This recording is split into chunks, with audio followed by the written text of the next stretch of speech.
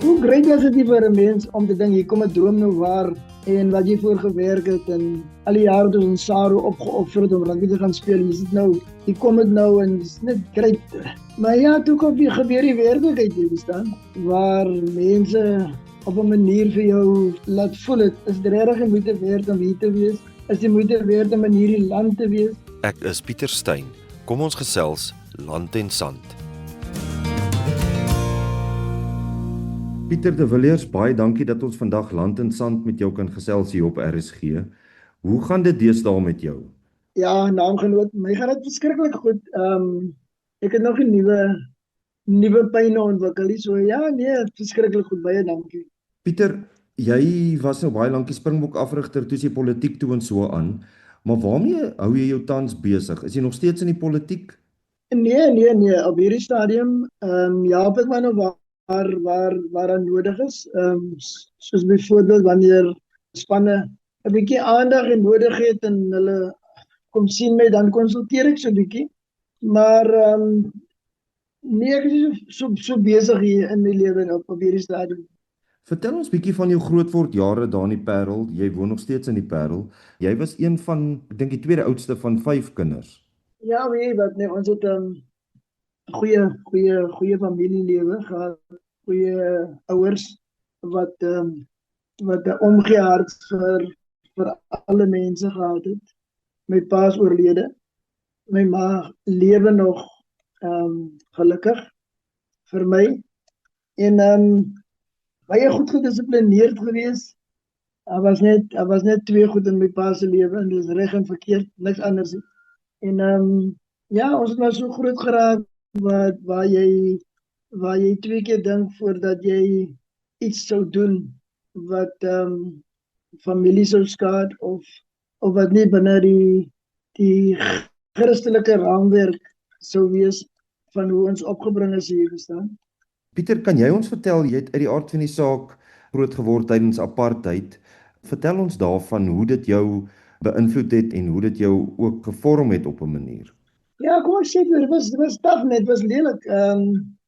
Wat ons moes deurgaan was regtig uit die bose. En 'n mens wens dit vir geen mens toe om deur sulke omstandighede te kom soos ons gekom het nie. Dit het my 'n tydjie gevat om daaroor te kom. Ek moes regtig waar baie dinge geestelik gaan om daaroor te kom. Maar genadiglik is dit deel van die verlede van hom. Jou ma het my eendag vertel, jy het al van skool af het jy rugby gespeel en was jy versot op rugby. Vertel ons van daai jare. Ja, was dit nie great nie, hè? En ek dink dis waar het eintlik verkeerd gaan vir baie mense. Mense dink ons is grootgebore. Mense dink dat ons groot geword het en seker goed ook deur moes gegaan het. Ons grootword jare was verskriklik great geweest. Ons moes op 'n harde manier ons die game probeer speel. Ja, dit was regtig taaf. Ons grootste ek sê altyd my ma het die voorreg gehad om al ons sportbyeenkomste by te woon want ons moes in die pad speel. Nee, daar was nie daai geriewe wat ons gehad het nie. Geen stadion was goed genoeg vir ons gewees nie. Ons moes maar ons stryd maar in die straat leer en so baie my ouens het dood gekom dat jy dit eintlik kan glo dat is 'n mens en ek sê dit vandag nog sê ek dit met baie trots sê ek dat niks het my so ver in die lewe gebring en ek sien uit na hoe ver niks my nog kan neem en dan koppel ek daai niks aan die naam van die Here, né? Want hy is die een wat 'n mens so ver geneem het dat jy nie eens besef het hy dit nie. Maar die feit dat hy vir jou daar was, dat hy altyd daar vir jou was en vandag nog, ja, dit is net iets wat boekdele spreek. Dan sê mense, hoe het jy gesurvive? Geen mens sal daardeur kom nie. Nou weet jy self nie hoe jy gesurvive het nie. Want dit is nie deur jou te doen dat jy daardeur gekom het. Pieter, ek dink daar's 'n storie toe jy in stande 3 was, het jy vir jou onderwyser gesê jy wil 'n Springbok word en ook vir jou ma en toe het jy eintlik half besluit jy wil 'n Springbok afrigter word. weens alles wat daar toe nou gesê is. Kan jy daai storie vir ons vertel? Ja, 'n gewone rugbywedstryd wat ons as skoolkinders gespeel het, liga wedstryd.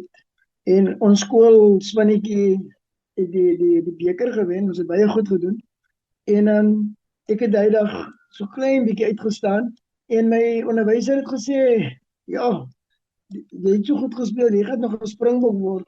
En ek was baie opgewonde, hy het so gehardloop en vir my ma gaan sê, weet mami, ek gaan 'n springbok word. Dus sê sy vir my, jy sal dit nooit word, my kind.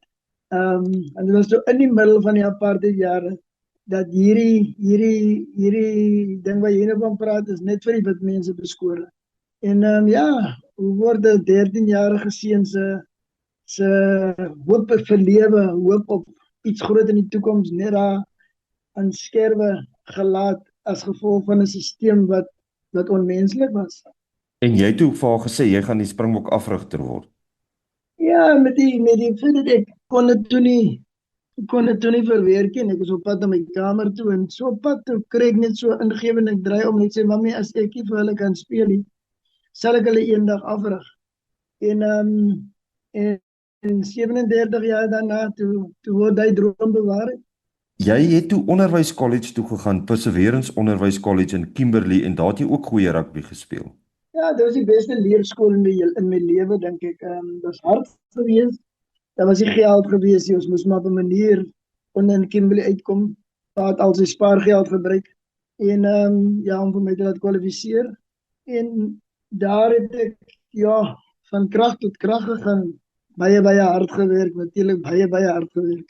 Ons het die omstandighede wat daar was, het ons maar gebruik om beter te raak. Ek het byvoorbeeld elke dag voor oefening het ek 'n uur voor op die rugbyveld gewees en bakstene gaan rondgooi.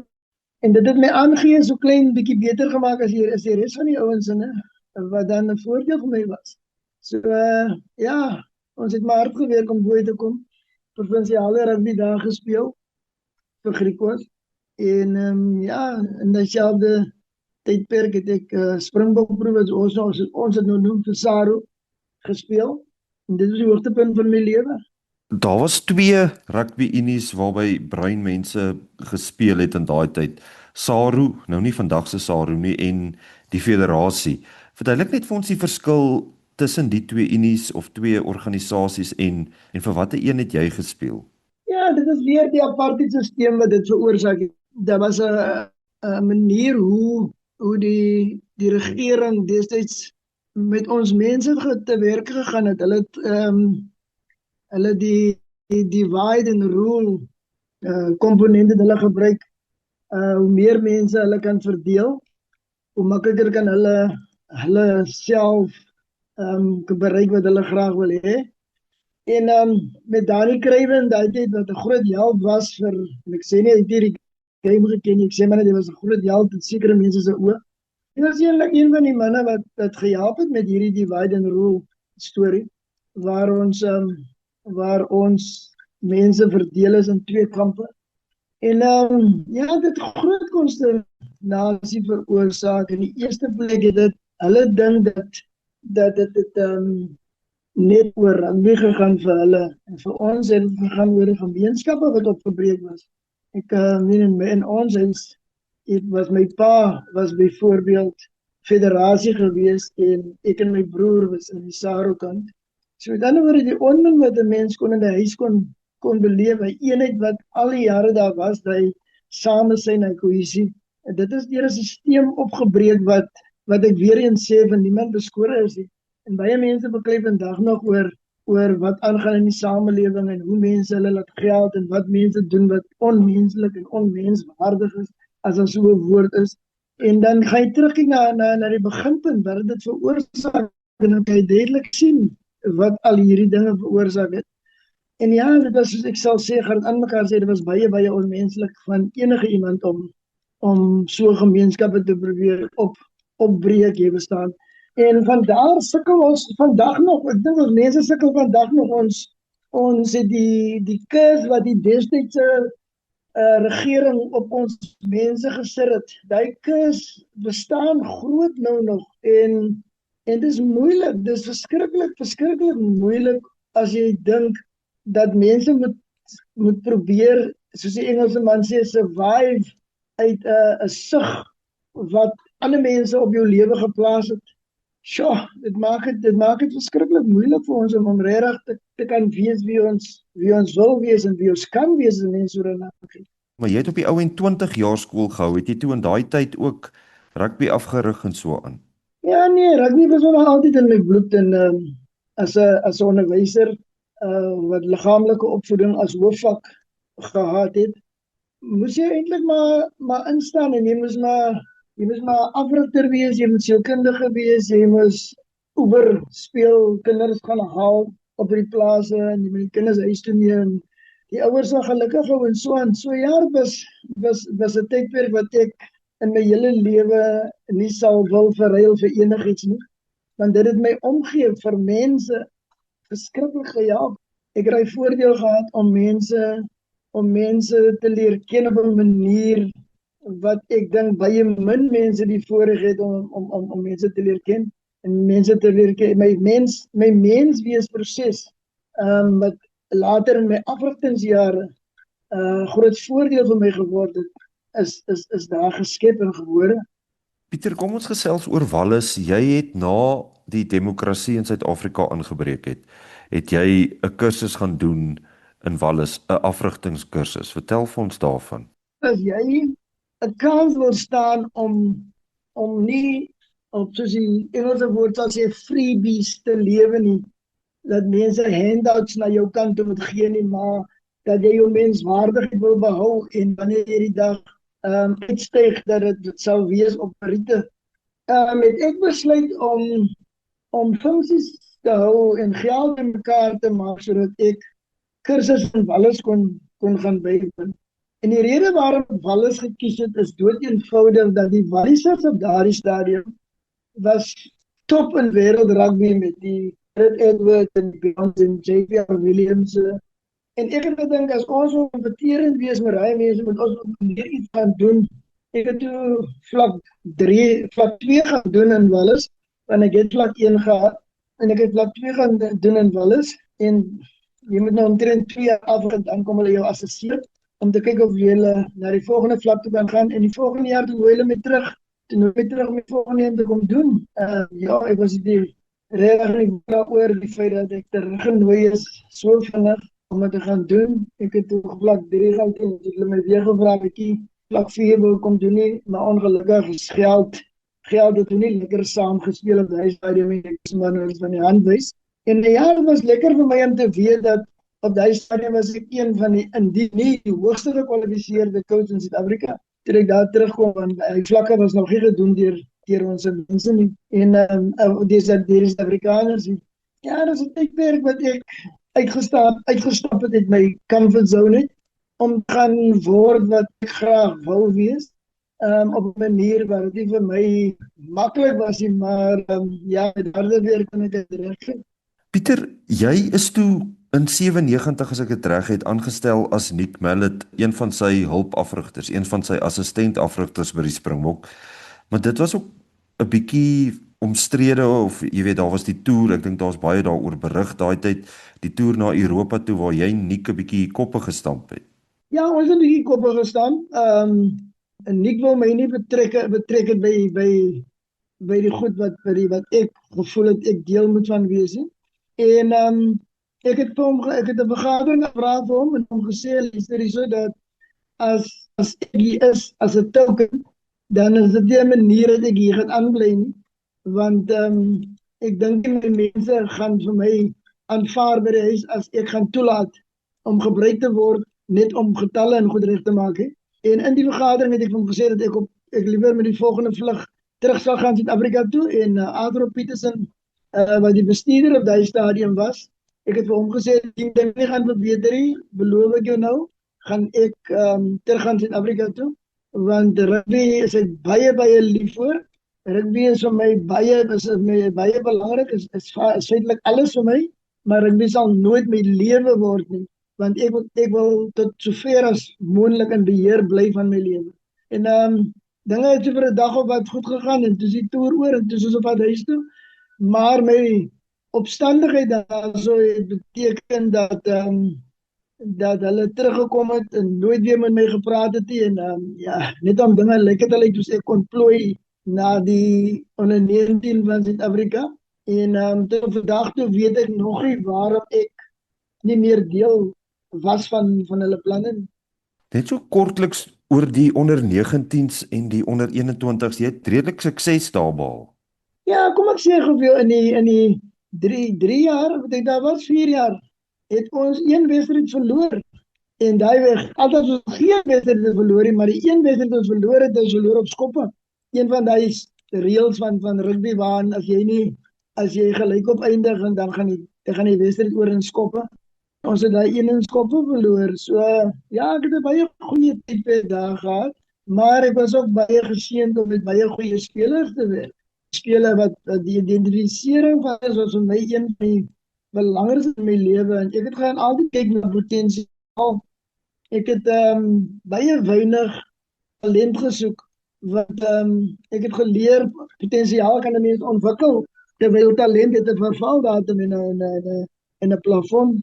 Pieter, toe word jy in 2008 aangewys as die Springbok afrigter en ek dink min mense besef wat se frustrasies daar gepaard gaan met so 'n pos, wat se ongelooflike stres en verantwoordelikheid wat 'n mens voel. Vertel ons bietjie wat het deur jou kop gegaan toe jy hoor jy is nou die Springbok afrigter. Ons sal nou oor die onderhoude en die proses praat en wat toe daarna gebeur het, maar jou aanvanklike gedagtes toe jy aangewys is as Springbok afrigter. Hoe great was dit nie vir 'n mens om te dink hier kom 'n droom nou waar en wat jy voor gewerk het en al die jare toe in SARU opgeoffer het om rugby te gaan speel. Hier sit nou, hier kom dit nou en dit is net great. Maar ja, toe gebeur die werklikheid, jy verstaan, waar mense op 'n manier vir jou laat voel het, is dit regtig die moeite werd om hier te wees? Is die moeite werd om in hierdie land te wees? Is die moeite werd om net probeer eerlik te wees? En soveel sodat 'n mens gevoel het om op te gee, hè? Al nog voor ek begin het, want om deur een van jou eie mense aangekondig word dat jy is hier nie net om rugby redes nie. Ja, dit het soveel skade berokken aan wat ons wil bereik het en wat ons voor gestaan het, verskriklike groot skade berokken, want dit het gemaak dat die swart mense jou nie, want hulle ken jou nie eers so goed nie. Die wit mense wil jou glad nie hê nie, want jy is daar vir rugby redes alleen. Ek was in Stellenbosch vorige keer waar 'n ou vir my gesê het dat ja, jy gaan nou die Springbok gaan jy nou skade aan doen. Was staf al my familie was dit verskriklik taaf geweest, maar ek moet vandag vir jou sê dat ek nogal bly is dat ek deurgedruk het want die baanbrekerswerk wat ons gedoen het, ek dink dit is meer onberekenbaar as enigiets anders wat my baie goed laat voel oor die feit dat ons deurgedruk het is dat ons het soveel deure oopgemaak vir mense vandag wat op 'n natuurlike manier in die plekke instap waar hulle is. Wat my baie in my tydperk met die Suid-Afrikaanse rugby wat my baie gefrustreer het en ek het baie ek weet nie wat die werklike woord is wat ek soek nie, maar ek het verskriklik jammer gevoel vir baie van die blanke spelers hier staan. Want daar was so 'n skewe beeld vir hulle geskep in daai stadium dat daar moet kwota spelers wees en dan was van die blanke spelers nie goed genoeg en dan het ouers vir hulle gesê maar as gevolg van die kwota wat jy het gemaak het in plaas van gaan werk harder en word wat jy kan word. Want toe ek weggegooi is by die Springbokke in 1997, het ek net besluit, niemand sal ooit weer die voorigheid om van my ontslae te raak en vir my weg te gooi nie. Ek gaan nou harder werk om te word wat ek wil word. En ja, ek het dit toe geword, maar het was baie harde werk. Maar die harde werk was daar as gevolg van die feit dat ek vir myself die besluit gemaak het, luister, niemand gaan vir my ooit weer in my lewe van my ontslae raak nie. As iemand van my ontslae raak, soos wat hulle dit gedoen het, dan is dit net 'n bewys dat ek nie goed genoeg is nie. En ja, ek het gaan hard werk en ja, bo uitgekom. So, daai was nogal vir my saak dat mense op 'n waag gespring het deur te sê die kwota stelsel is afbreekend en dit maak Ja, dit is 'n goeie ding gewees, maar dit was nie net sleg nie, dis nommer 1. En nommer 2, dat daar was baie goeie swart spelers. Want ons het ook maar rugby vir meer as 100 jaar gespeel op daai stadium. Pieter, jy het nou verwys na dit was Oregon Hoskins wat daai tyd president van die Rugby Unie was, wat gesê het jy is aangestel nie net vir rugby redes nie en by implikasie dan nou weens jou rasgroep. En jy het ook gesê jy het half verraai gevoel omdat hy ook 'n breinman is wat jou soort van in die rug gesteek het. Definitief, onthou, hy het volgens my, het hy deur dieselfde apartheidstelsel gekom. Hulle is nou nie in 'n ander wêreld in Natal as ons maar in Suid-Afrika gewees op daai stadium. En hy was daar in rugby betrokke. So ek het nogal taamlik gevoel dat ja, een van my eie mense sê dit, ek wonder hoe hy daar gekom het, jy verstaan, waar hy gekom het. Maar ek dink hy het besef dat hy homself meer seer gemaak het as wat hy vir my seer gemaak het, want dieselfde ou wat nou daar sit, is dieselfde ou wat sê dat ek is nie daar vir rugby redes alleen nie, met die gevolg is, was hy daar vir rugby redes alleen. Pieter, daar was ook 'n omstrede kwessie oor jou salaris en jou kontrak wat hulle blykbaar, en ek dink daar is berig daai tyd daaroor dat jy jou aanbod, jou salaris minder sou wees as wat Jake White jou voorgangersin sou wees. Ja, omdat die apartheid was toen nog levendig, né? Die broederbond was nog sterk en al hierdie klomp goed en so ons moes maar beklei, ons moet maar beklei om te survive en al hierdie klomp goed. So dit was nie maklik geweest nie en toe kom hierdie aanstelling van my wat deur het komitee van 7 van 8 gedoen is. En 7 was vir my en 10 was vir die ander kandidaat en 1 was vir die ander kandidaat geweest. En toe besluit na konsultasie besluit is daar rugby dat hulle gaan oorstem. En dis die eerste keer dat 'n ou wat aangewys is met soveel stemme dat daar oorgestem moet word en toe die presidentsraad gaan oorstem en ek het toe gewen met 10-11. Maar die Here se boeke werk dit mos anders, man. Of het nou 7-1 of het nou 7-1 en of het nou 6-11-10 is, wanneer die Here vir jou iets wil gee, dan kan niemand dat nie skop nie. En ja, vir my was dit regtig weer 'n eye-opener hoe groot en hoe sterk God is. Wanneer hy 'n plan het, dan kan niemand in hy plan al kom maak hulle ook wat, nou bring hulle ook wie. Geen onheil, geen niks kan hy plan stop nie. So ja, dit was nogal 'n tyd wat nogal taamlik met ek sê hy so gereed ek sê, het ek getwyfel, wil ek nog die job doen of wil ek nie meer die job doen? Maar jy het op die ou en die geveg oor jou salaris gewen. Jy het toe darm 'n markverwante salaris gekry. Ja, hoe kry jy, sê gou vir my, ons is nommer 1 in die wêreld op daai stadium. Hoe stel jy nou iemand aan om die nommer 1 te hou met 'n minderwaardige salaris? Dat sê jy vir hy ou. Jy sê vir hy ou, jy gaan nie om op hy veilig, want die markwaarde, die brand is nie soveel werd soos wat ons dink dit is werd. Die ons brand is niks werd nie. En ek het net gevoel, nee man, dis nie regverdig teenoor wie ook al rugby in die land gaan gee. Want as ek verantwoordelik gaan wees vir rugby, dan gaan ek verantwoordelik wees vir alle fasette van die game. En hulle gaan my vergoed en hulle wou my nie eers performance clause in my kontrak gesit het nie. Waaroor weet ek nie, maar hulle het verwag dat ek dit nie lank gaan maak nie. So ek wou net gesê nee, daar's 'n manier dat ek hierdie job gaan vat voor aan 'n performance clause en dis julle gaan vir my performance clause insit want ek wil perform. En aan die einde van alles was dit hy performance clause wat my in my job gehou het.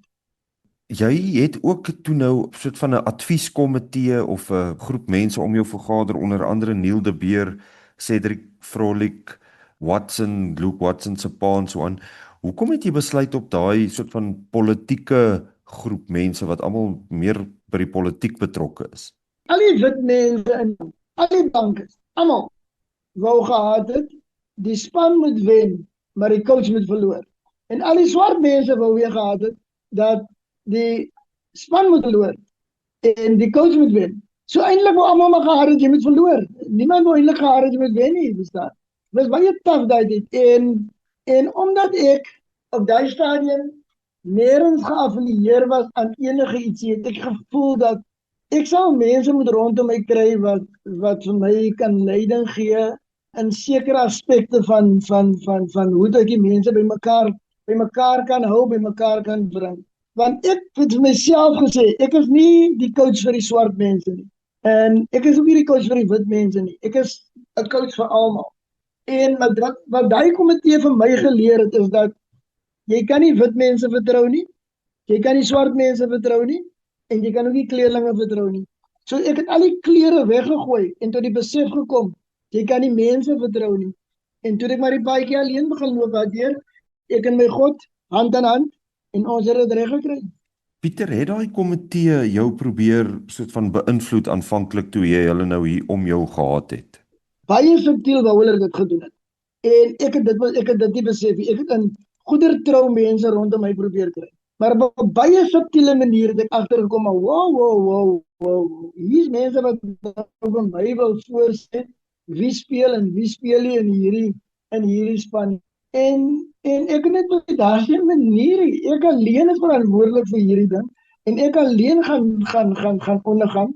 Ek gaan niemand verantwoordelik hou vir die feit dat ek nie goed genoeg is nie. Ek self wil nie goed genoeg wees nie. So ja, op 'n baie subtiele manier het ek dit agtergekom dat dit besig was om te gebeur. Het jy ooit gevoel jy moet die transformasie afrigter wees wat transformasie in die Springbokspan teweeg moet bring? Nee, ek het net gevoel ek is die volgende Springbok afrigter. Ek wou nie wit wees nie, ek wou nie swart wees nie, ek wou nie wat wees nie, ek wou net 'n kind van God wees en 'n job gaan doen om sy mense te lei en dit is waarom alle ou spelers het by my 'n kans gestaan om die trui oor sy kop te trek indien hy goed genoeg is. Ou nie goed genoeg is daar nie 'n manier dat ek ooit na hom sou gekyk het. Jy het vir John Smit as Springbok kaptein behou en vir Victor Matfield as onderkaptein. Wat het jou laat besluit om dit te doen en was daar druk van eksterne mense af oor daai besluit van jou? As ek terugkyk na wat met my gebeur, hoe ek vir die wolwe gegooi was, hoe ek alleen gestaan het. As ek terugkyk op dit, dat was dit een van die beste besluite wat ek ooit in my lewe gemaak het. Ek het 'n suksesvolle Springbokspan het ek oorgeneem. Baie suksesvol. Nou, dit sou baie dwaas van my gewees het om die suksesse wat hy span gehad het, om te minag wat het hulle suksesvol gemaak.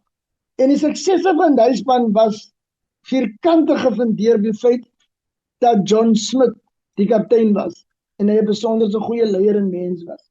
En dit het my laat besluit ek sal die kultuur van die span tot 'n mate moet behou sonder om oorboord te gooi wie ek is en wat ek wil bereik. So ja, ek het hom gaan sien. Ek het hom gaan sien in Frankryk om te vra of hy sal bereid is om aan te bly vir 2 jaar ten minste tot die Britse leeu's Suid-Afrika toe sou kom.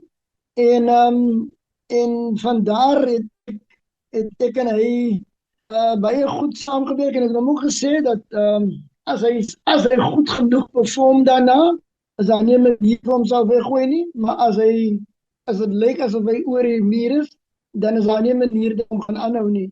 En ja, John Smit was eintlik baie goed geweest. Victor Matfield is 'n baie goeie rugby speler, hardwerkende en analitiese voorspeler wat baie aansien gehad het van manne van die blou bulle en so aan. En om die kohesie van die span en die support vir John Smit te bly hou, het ek gevoel dit sal goed wees om Victor Matfield soort van as onderkaptein nog daai tyd, maar vandag staan dit bekend as co-captains aan te stel. En ja, dit het goed gewerk vir ons. Dit baie goed gewerk. Pieter, jy het nou genoem van die Britse en Ierse leeu'se toer, ek dink was 2009 en dit is nogal 'n groot veer in jou afrigtershoed dat jy daai reeks gewen het, daai reeks teen die Britse en Ierse leeu's. Vertel ons daarvan.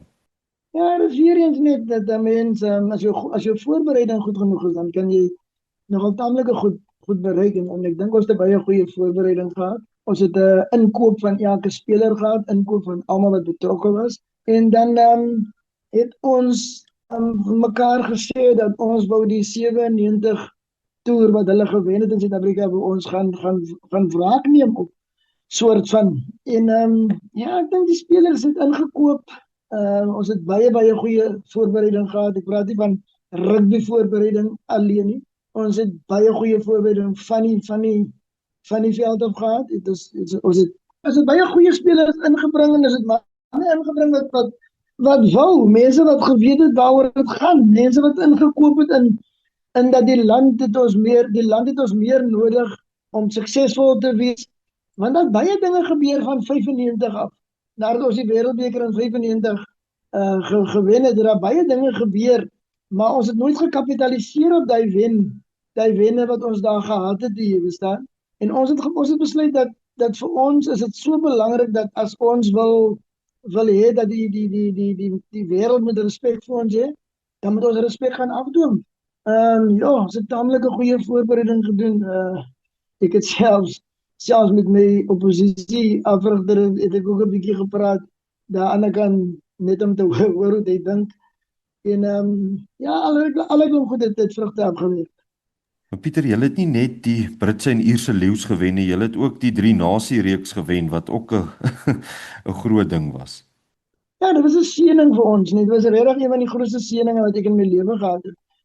Ek dink nie 'n mens kan enigiets van daai goeie self claim nie.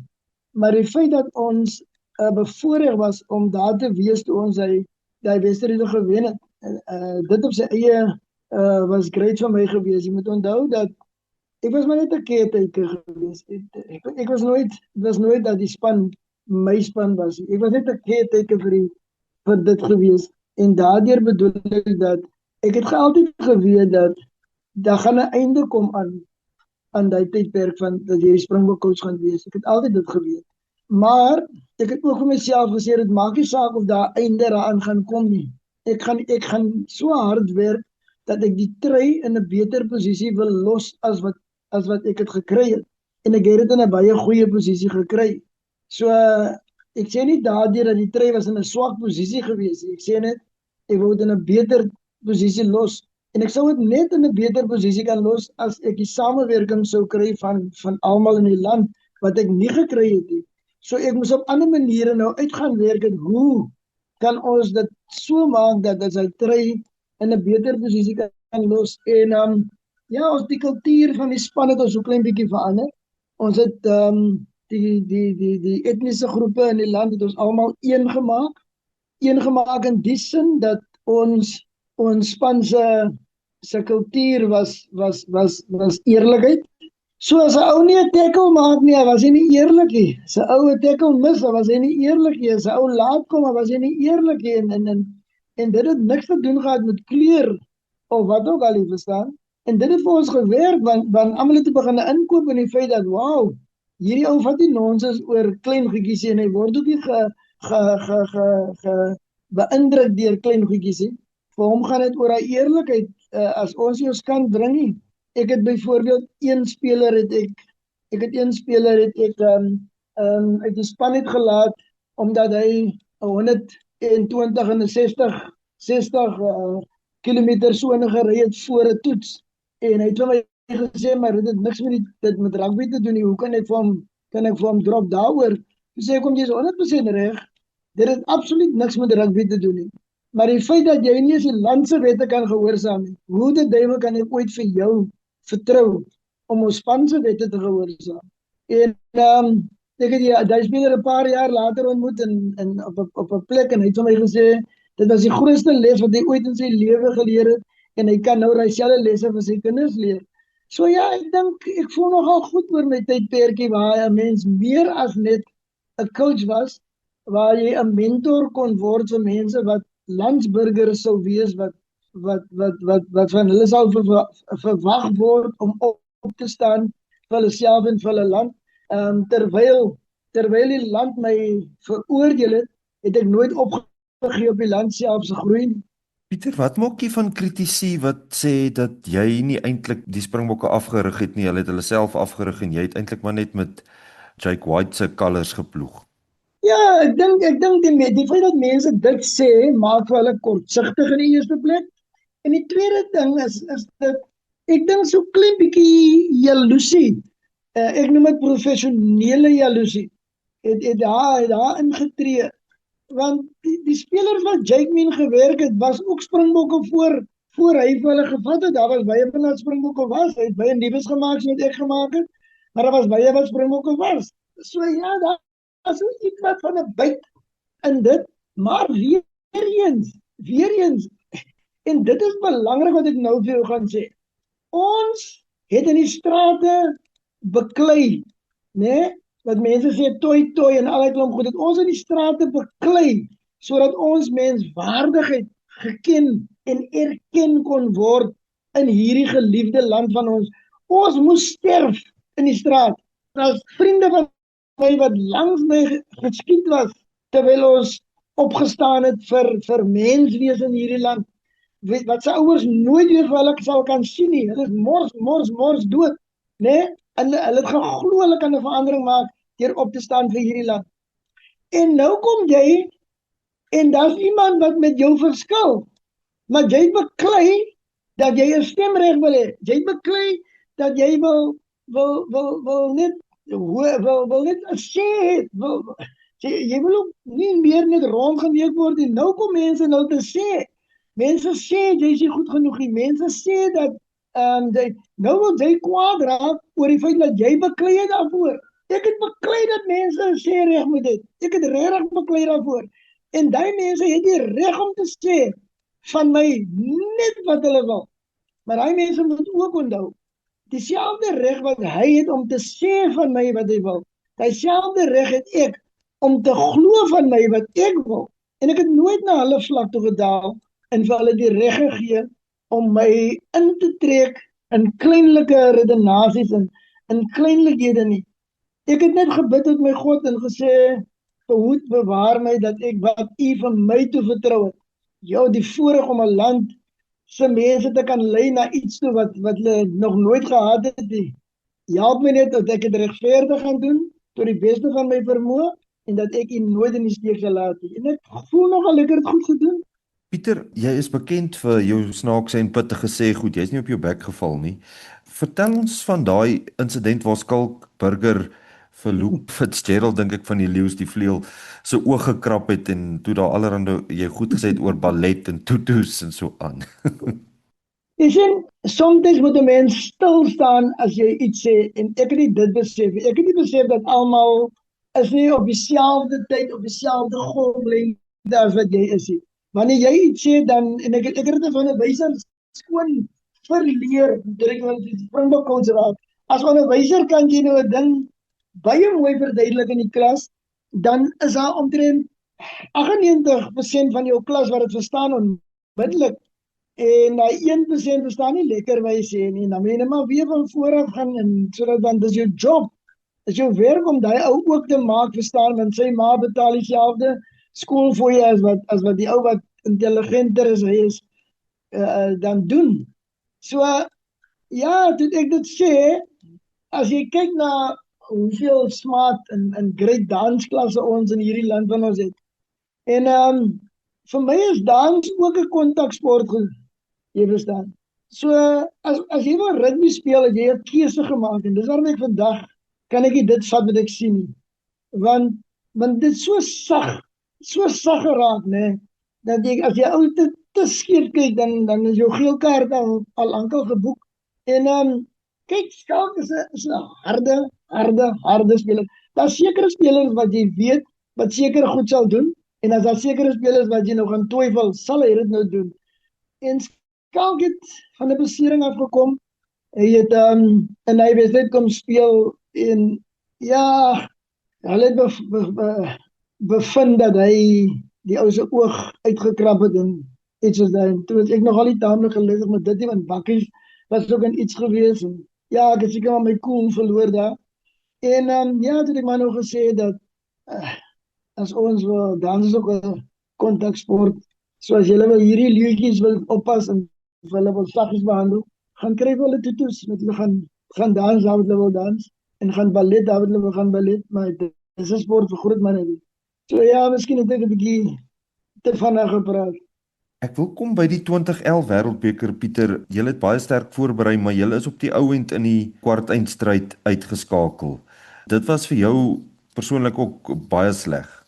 Ja, definitief nie, maar om stil te staan op daai ene wat jy nou dan noem, wil 'n mens net sê, jou berusting kom na soveel jare kom jou berusting en jy gaan sit en jy gaan dank God liewer vir die geleentheid wat hy vir jou gegee het om daar te wees, as wat jy gaan beklei oor die geleentheid wat van jou ontneem is om miskien op die hoogste platform te kan gaan staan. Ons definitief as ons baie goed voorberei. Dit kan ek self sê en ek dink elke span wat na so 'n kompetisie toe gaan sal vir jou presies dieselfde sê, want niemand gaan soontoe om deel te neem, almal gaan soontoe om te gaan wen. So elke span is maar goed voorberei wat na die goed toe gaan. En maar dit maak maar seer om te dink dat jy op so 'n manier waar jy weet dat jy te nagekom is. Dit maak maar seer, man, en weer eens, jy was nie na die toernooi toe vir net maar lekker is nie.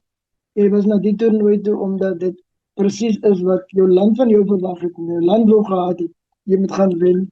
En die teleurstelling was maar groot vir ons mense in die land gewees. Dit maak maar seer, ek kan regverdigheid, dis ek maar my swakpunt in die lewe, ek kan onregverdigheid, kan ek nie verdra nie. En wanneer iemand onregverdig is met my, dan kan ek dit ook nie verdra nie. En ek dink hulle was so klein bietjie onregverdig met die spelers. Maak dit moeilik vir jou om antwoorde te gaan gee vir spelers wat hulle beste gedoen het, wat regtig hulle beste gedoen het. En wanneer 'n mens jou beste doen, dan sê dit nie dat jy gaan nie foute maak nie. So mense kan na jou toe kom en sê, ja, maar julle het foute gemaak in 'n game. Dit is waar, wys vir my 'n game waaraan nie foute gemaak was. Ons het baie foute gemaak en ons kon moontlik beter gedoen het op die dag self, maar ek dink ons was goed genoeg geweest op die dag om die game te wen. Maar ja, jy kan nie 'n afgame en 'n swak beslissing wat teen jou gaan en dan verwag om 'n toets te wen. Pieter, dis interessant. Ek het oor daai einste kwartfinale ook al met John Smit self gepraat en met iemand soos Jannie Du Plessis. John Smit het gesê dit het hom 6 jaar gevat voor hy weer die wedstryd kon kyk, of 'n herhaling daarvan. Jannie Du Plessis sê hy kon dit nog nooit weer kyk nie. En almal is dit eens dat hulle baie ongelukkig was met hoe Bryce Lawrence die wedstryd hanteer het.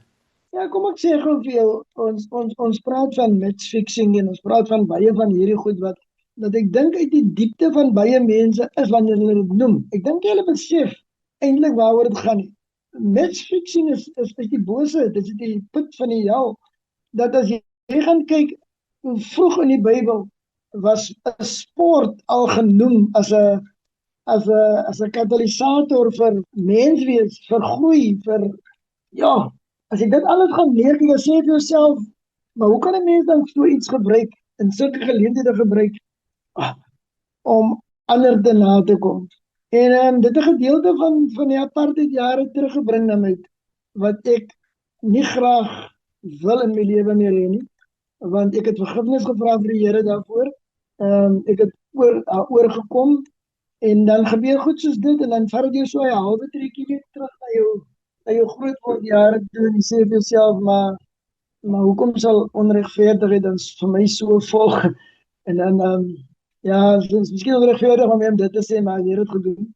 So ja, dit was nie lekker. Dit was definitief nie baie lekker geweest om daar die ding te kom, maar dan moet jy sê, in die hitte van die stryd, moet jy nooit vergeet dat jy is net daar om jou land te verteenwoordig. Jy is nie daar vir enigiets anders. So skielik is jou rol as afrigter raak nou heeltemal iets anders vir jou. Jy is nou nie meer 'n afrigter wat voor 'n mikrofoon gaan staan en 'n storie gaan vertel nie. Jy is nou ambassadeur van 'n land. Jy moet nou die waardigheid van jou land moet jy nou op jou skouers vat en jy moet nou vir die mense daar buite kan gaan wys. Maak nie saak van watter land hy is, moet jy nou gaan wys hoe waardig ons in Suid-Afrika kan wees in hierdie goed.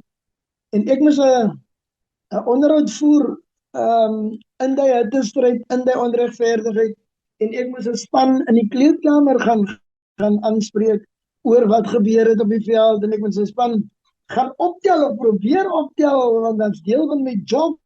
Ja, het was regtig verskriklik moeilik. Maar weer eens wil ek vir jou sê dat genadiglik is ek daar oor gewees, gou gekom. En ja, miskien ek het net een ding daar te sê, as die media my van die televisie af nou vra, miskien net gou klaar maak en ek het maar die onderhoud gevoer amper asof ons gewen het, jy verstaan. Amper asof ek myself in Australië se voete gesit het, skoene gesit het om verder te gaan met die doen. En so 'n paar weke daarna het die Nieu-Seelandse media met my gepraat en gevra hoe ek daai gedeelte verwerk het en so en dis sê ek vir hom dat ek glo Bryce Lawrence is 'n eerbare mens en ek glo nie hy sal ons wou benadeel en so aan nie. Ek sê maar as Bryce Lawrence oneerlik was, moes hy nooit deel van rugby gewees het nie. Want is 'n sport wat deur mense gespeel word wat eerbaar is. So as hy oneerlik was, moes hy nooit deel van hy game gewees het nie. Maar as hy nie oneerlik was nie, dan moes hy in elk geval nooit deel van hy game gewees het nie, want dan is hy nie kompetent genoeg om hy game te blaas nie. So aan kante toe het hy homself groter in die voet geskiet. Maar daar's een begeerte in my lewe nog. Ek sit met dit en ek sal moontlik iemand kry om my te help want ek wil Nieu-Seeland toe gaan en ek wil vir Bryce Lawrence gaan sê dat ek het hom vergewe vir wat hy ook al gedoen het. Het ek hom vergewe en ek wil dit graag vir hom sê want ek dink is net reg dat hy weet dat ons in die land weet hy was nie eerlik nie, maar ons in die land gaan dit nie teen hom hou vir die res van sy lewe nie. Pieter, jy het toe nou klaar gemaak as Springbok afrigter, jy het 'n draai in Zimbabwe gemaak en ook by die blinde sewes span. Kom ons praat oor jou dogter wat oorlede is. Dit moes 'n verskriklike slag vir jou gewees het. Ja, Pieter, ek dink dit is die grootste slag wat ek ooit in my lewe gehad het.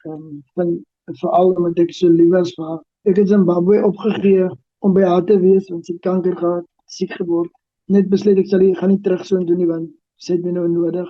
So ek het hy week opgegee daarvoor en ek is nie spyt daaroor nie. En ja, dit is taaf. Dit is regtig taaf om jou kind so te sien, lewenslustige kind so te sien voor jou agteruit gaan. Maar die vader weet beter, die vader weet regtig beter. Dit is goed wat ons nooit in ons lewe sal verstaan nie. Maak nie saak hoe slim ons ook al raak en wat ons ook al wil probeer wys maak vir ander. Dan dit goeie is nooit sal verstaan nie. Maar dit is seker goed dat vir ons al klaar duidelik gemaak is in die Bybel dat ons net met reg gaan lees en ons sal duidelik sien dat wat daar in die Bybel staan is net die waarheid. En mense kan dan sê net dat hulle wil, dis net die waarheid wat ek het eers daar se kennis af. Pieter, en jou vrou is ook oorlede, Teresa, in 'n swembad by 'n vriend van julle se huis. Na jou suster en jou pa is ook nog net voor dit oorlede. Na jou pa en jou dogter en jou vrou, hoe bly jy mens staande? Nee, ek weet nie. Dis 'n moeilike vraag. Dis 'n moeilike vraag. Ek weet nie. Ek sal nie vir jou daai antwoord kan gee nie. Ek weet nie. Want sodra ek vir jou daai antwoord kan gee, sal ek seker ook maar meerderwaardig raak, nee. Ja, dit was ek gewees, maar dit was nie ek nie. Dis die hand van die Here wat net sterk in 'n man in werk. As jy vir jou kom kry, dan staan jy nog altyd. Dan vra jy jouself, maar hoe die duiwel is dit moontlik dat ek nog staan? En dan besef jy net, wow, kom ek sê vir jou, wat ek geleer het deur hierdie hele proses. Deur hierdie hele proses het ek geleer dat jy kry nie sterk mense daar buite nie. Daar is nie sterk mense daar buite nie. Ons is almal swak mense. Maar wanneer die krag van God deur 'n mens werk, dan weet jy nie waar hy krag vandaan gekom het nie. Jy weet nie waar die glimlag vandaan gekom het nie. En jy weet ook nie hoe jy môre gaan optree nie. Maar wanneer jy daar deur is, dan vra jy jouself, is dit ek wat dit gedoen het? Ek kan dit nie glo nie. So ja, ek kan nie vir daai vraag antwoord hoe ek daar deur gekom het nie. Wat ek net weet is dat die Here het my sterk daardeur gedra hoor. Pieter, ek moet praat oor jou politieke loopbaan want jy het 'n, soos die Engelse sê, gereinvent en jy is toe na die Good Party toe en jy het 'n raadslid geword in Drakensberg en op die ou end toe sê jy na die Wes-Kaapse provinsiale wetgewer toe. Hoe was daai tydperk in die politiek vir jou? Ons sal nou praat oor hoe dit geëindig het, maar ja. Ja, die tydperk in die politiek is nie 'n slegte tydperk. Politiek was nog nooit 'n slegte ding gewees nie. Ek dink net ons het politiek misvorm in hierdie land. Politiek is meer bedoel vir land teen land. Politiek binne munisipale opset. Ek dink dit is bedoel vir groot goed. Daar moet jy jouself uithou. Want dit is so belangrik dat jy wanneer jy in politiek ingaan en dit was my groot doel gewees. Wanneer jy in politiek ingaan, is dit so belangrik vir jou dat jy weet wat is die rede waarom jy daar ingaan. Maar die onnigtering as jy daarin is, die onnigtering dat jy nooit gaan uitkom by daai rede nie as gevolg van partypolitiek. Politiek kan geen mens kan vir my iets van politiek leer nie. Want ek het daar deurgekom, ek is 'n 76 matriekleerling gewees. Ons het presies geweet hoe dit gegaan het in die strate. Ons het beklei vir regte. Ons het regtig opgestaan vir onsself. Maar ek was wreed onnigter om te sien hoe dit in partypolitiek gaan. Dit is waar mense hulle eie belang baie hoër opstel as wat hulle eintlik daarvoor behoort te wees. En dit was nogal vir my 'n eye-opener. En ek dink dit het my 'n groot onguns gebring. Die feit dat ek nie onreg kon verdra nie en die feit dat die mense gesien het wat aangegaan het in daai kringe wat jy gedink het as die mense wat vir mense omgee. Daai is nogal dinge wat vir jou groot eye-opener was. En ja, so ek weer eens sal sê politiek op sy eie, soos wat die mense dit behoort te ken. Dit behoort nie 'n slegte ding te wees, dit behoort eintlik 'n baie goeie ding te wees. Maar soos wat ons politiek misvorm het in hierdie land, maar het ons gemaak dat ons eie mense nie eens meer in politiek belangstel of glo nie. En ek dink dis nog 'n bietjie hartseer want politiek behoort die enigste vehikel te wees wat mense behoort te kan gebruik om te kom by dit waarna hulle glo. Pieter, jou pad met Good het baie soort van suur geëindig met die klagte van seksuele misbruik en aanranding en so aan waarop jy toe op die ou end as 'n vryman daar weggestap het. Maar jy het ook al gesê jy is baie dankbaar dat jou vrou en jou dogter hoef nie hierdeur te gegaan het nie. Ja, wie hy dat die twee wat jy so lief voor was en dat hulle dit moes deur so gemaak het sou die laagste punt van my lewe. Ek dink ons sou in hierdie huis dit ooit kon oorleef het nie. Maar op daardie tyd het daar skrifte gekom en na mens wat sê ek sal mense in jou plek gee, ek is baie lief vir jou en ek het die Here gechallenge en gesê maar hoekom aan my vrou en my kinders? En toe hierdie ding gebeur, toe besef ek vir die eerste keer hoe God hulle protected om nie te kan sien en te kan beleef wat daar buite gebeur het nie. So ja, ek moet vir jou sê dat dit het my baie nader gebring aan my Skepper. Dit het my baie nader gebring aan die feit dat alles is in God se hande. Maak nie saak wat dit is nie. En dit het my baie nader gebring in my minder wees as wat ek gedink het ek is. Ek het nooit bekommerd geraak oor wat mense sê, wat mense dink. Dit het my net nie geplan nie. Totdat dit gebeur het waar ek myself besef het dat ja, ons almal is maar mense met foute en wat dinge doen wat nie reg is nie, maar wie is jy om te oordeel? En ja, ek dink die Here het my daar verskriklik beskerm om hulle nie deel te gehad het van die gemors wat ontstaan het. Pieter, het jy toe aangesluit by die MK-party van Jacob Zuma? Om waarheid jou te sê, ek kan nou daaroor praat, nee, ek het nie daar aangesluit nie. Want ek was klaar met politiek. En ek kan nou daaroor praat makliker as voorheen, want dit was so klein bietjie kontroversieel geweest. Maar ja, nee, ek was nooit deel daarvan nie. Pieter, waarop is jy trots? Ek is trots dat ek mense in die oë kan kyk en mense as mense kan aanvaar, ongeag wat hulle doen, ongeag wat hulle sê, ongeag hoe hulle my behandel. Ek is nogal trots daarop, want dit vat baie van 'n mens om by die punt te kom waar soos ek wat nie onreg kan verdra nie. Ja. En toe kom God, nee, en ek bid vir hom, hy moet dit wegvat van my dat ek nie onreg kan verdra nie. En toe kom hy en hy sê, ja, ek sal dit vir jou doen, en toe druk jy my in die grootste onreg wat 'n mens kan inwees. Hy sit jou 'n ding wat jy weet jy was nie gedoen nie, en 'n ding wat jy weet jy die deel van was nie. En jy met al die mense wat jy glo wat deel is daarvan, en daar's 'n hele klomp wat deel is daarvan, en jy moet hulle almal vergewe, en jy moet dan aangaan met jou lewe. En ek dink dit is nog wat vir my nogal trots maak op hierdie stadium, dat die Here so getrou in my lewe is, en so goed vir my is, dat hy my gevorm het, na die punt toe waar ek ander mense as mense sien, en daar geen meer haat in my is nie. Die grootste haat wat ek gehad het was vir hy blanke man met die safari suit en die kam, wat hulle vir ons uit die dorp uit gegooi het, en vir ons gesê het, julle gaan nou bly daar op 'n hoop, julle is nie waardig genoeg om in ons wêreld te wees nie, dis ons wêreld. En toe my ma vir hom vra, meneer, waartoe moet ek gaan met al die goed, die klein plekkie, die plekkie is so klein, as die plek van my goed nie, toe sê hy vir haar, ek gee vir jou plek vir jou gat, nie vir jou goed nie. En daar het ek iets opgetel in my, wat ek jare gevat om oor te kom, van hoe kan so iemand, van my ma, wat ek so lief is voor, die sê, en wegkom maar mee. En ja, die Here het my kom red van dit, ek is oor dit.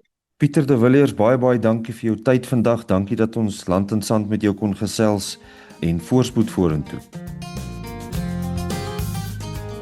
Dankie dat jy saam geluister het. Daar is elke Dinsdag 'n nuwe gesprek met ons land se nuusmakers, planmakers, bekendes en berigtes.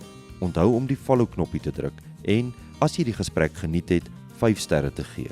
Kom gesels elke Dinsdag, Land en Sand.